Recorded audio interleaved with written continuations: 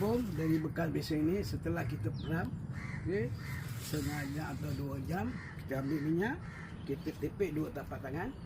Okey, kita tapak tangan ni, kita taruh minyak atas dia. Okey, kita gunakan sini ring dia. Baru belajar kita guna ring, dah pandai gini. Okey, jadi bismillahirrahmanirrahim.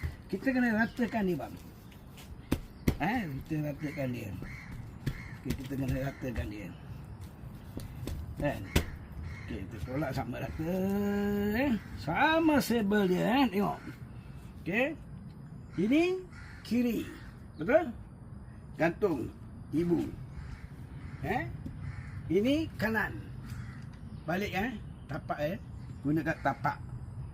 Yang ini tapak dia ke atas. Yang ini tapak dia ke bawah. Tapi ini klip. Saya tunjuk segenal.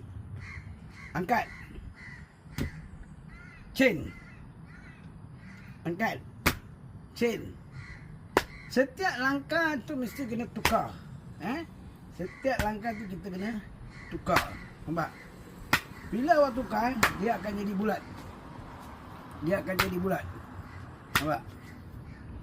Kembang tak? Kembang kan? Dia akan jadi bulat. Nampak?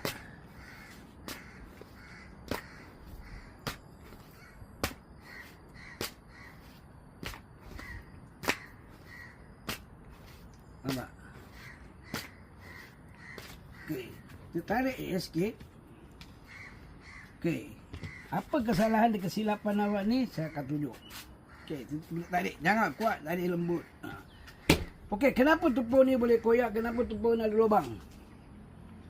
Contoh, ini awak tengok saya tunjuk awak. Apa beza dia? Sebab tengah-tengah ni awak menyedur ni, masa buat ni tak cukup padu, tak bulat. Tak apa, kita belajar kesilapan atau pembetulan. Okey, kita ambil minyak, kita renjis dia sikit. Kita ambil dia, angkat gini, kita letakkan tangan. Pun boleh.